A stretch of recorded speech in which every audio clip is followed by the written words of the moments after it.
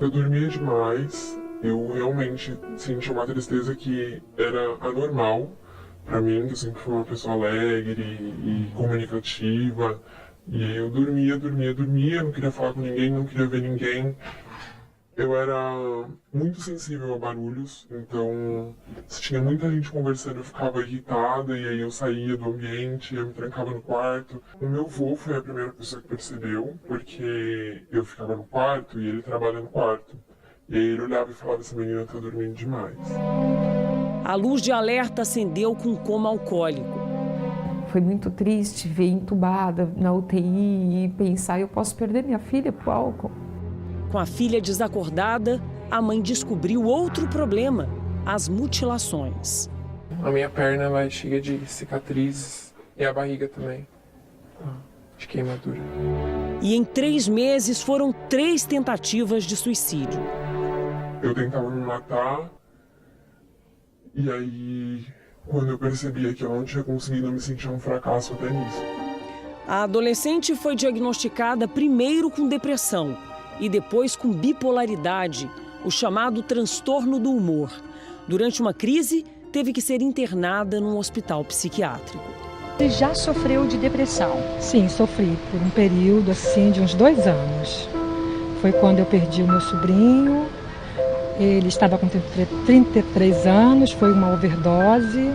E quem é que observou isso em você? Foi você própria ou algum parente, algum amigo? Olha, foi uma amiga. Nai teve depressão por 10 anos e chegou a ficar em coma por conta dos longos períodos que utilizou medicação.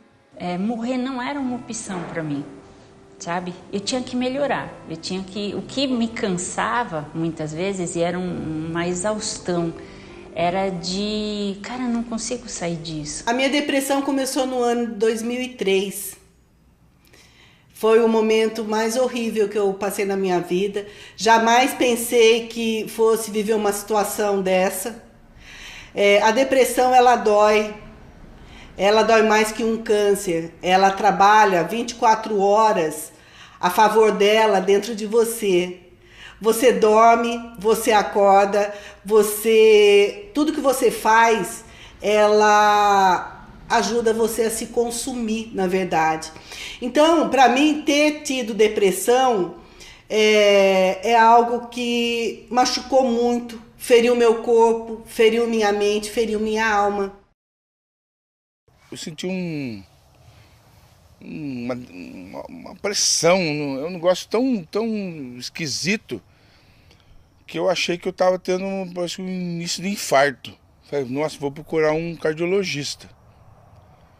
Aí quando eu cheguei no cardiologista, eu expliquei o que eu estava sentindo. Ele falou assim, olha, ou você está com síndrome do pânico, ou está com depressão. Eu falei, depressão não é possível.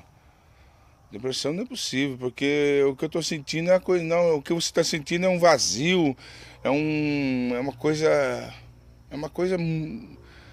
Olha, é só para quem teve que sabe, que é uma coisa tão. Parece que tem alguma coisa apertando o seu peito, assim, que dá vontade de você sumir.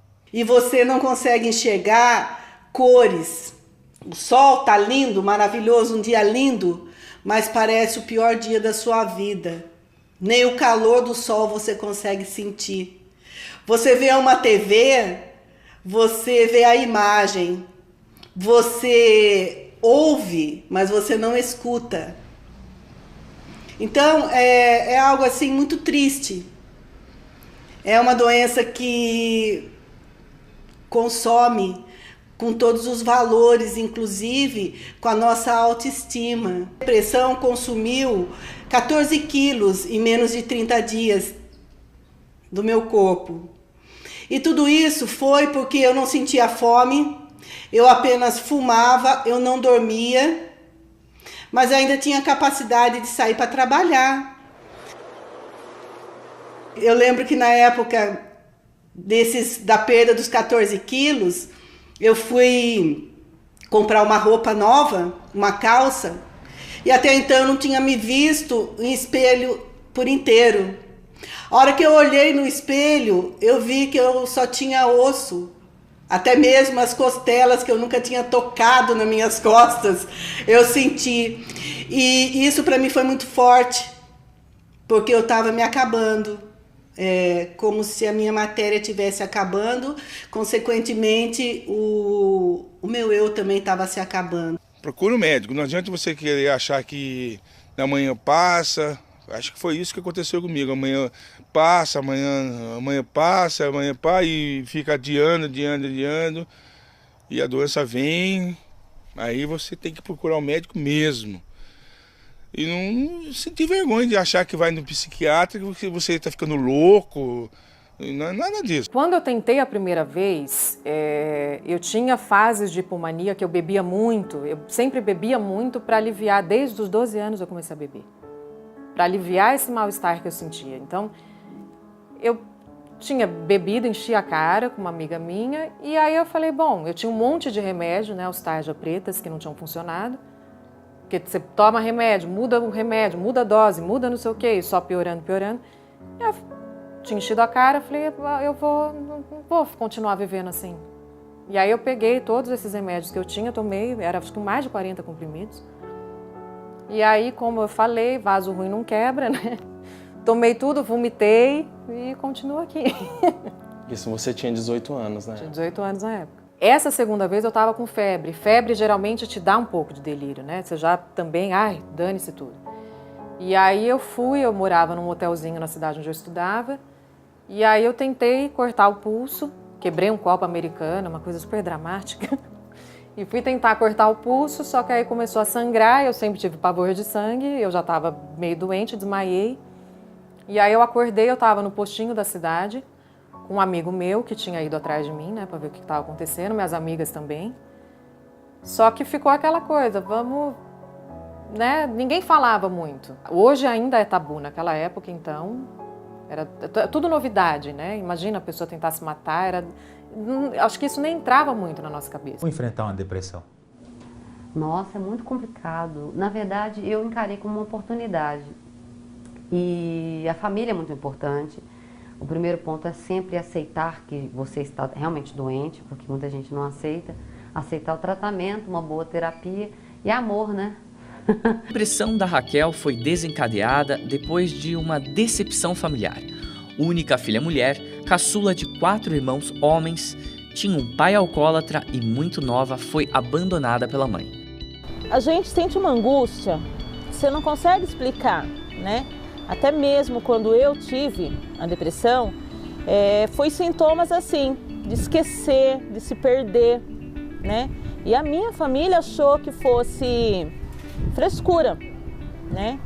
Eu já casada, mas achava que fosse frescura. Fiquei também 3 anos em tratamento, não fui internada porque meu esposo não deixou, eu tive o apoio dele muito, porque senão eu tinha sido internada, porque eu tentei suicídio, eu tentei muita coisa. A minha mãe também teve depressão quando eu tinha 5 anos, né? E era muito ruim pra mim, porque tinha 2 irmãos meus, eles eram mais velhos que eu, então eu me sentia muito sozinha, né? Porque minha mãe estava com depressão, meu pai trabalhava, os meus irmãos, eles tinham que ficar ali com a minha tia ou com alguém que cuidava deles, então não tinha, assim, o que fazer. Era se conformar com aquilo ali e esperar ela melhorar. E ela, nos seus 5 anos, ela via isso. Então, muitas das vezes, eu passava a noite inteira limpando casa. E meu marido acordava com cheiro de produto de limpeza. Consequentemente, acordava todos os filhos. E ela também. E ela falava para mim, mãe, você não vai dormir, eu não tenho sono. Pode dormir você. Então, eu acho que isso mexeu um pouco com a Larissa. Sensações, eu ficava triste, eu não tinha ânimo de fazer nada. Pra mim, eu ficava o dia inteiro deitada, eu não levantava, não falava com ninguém, não mexia em celular, não tinha vontade de fazer nada. Tinha vontade de ficar deitada o dia inteiro e só. Nunca percebi que eu tinha depressão. As pessoas ao meu redor que começaram a me falar, olha, você tá diferente, você não é mais a mesma menina de antes. Eu nunca percebi, eu nunca achava que o meu problema tinha uma razão. Eu sempre achava que aquilo era uma fase, que era uma coisa minha, que era coisa de adolescente. Eu nunca parei pra pensar assim, não, eu tenho depressão, isso não é normal chorar o tanto que eu choro, não é normal não me sentir bem o tanto que eu não me sinto bem. Chorava muito. Sem motivo nenhum. Eu podia estar lavando louça que eu começava a chorar. É uma angústia? É uma angústia.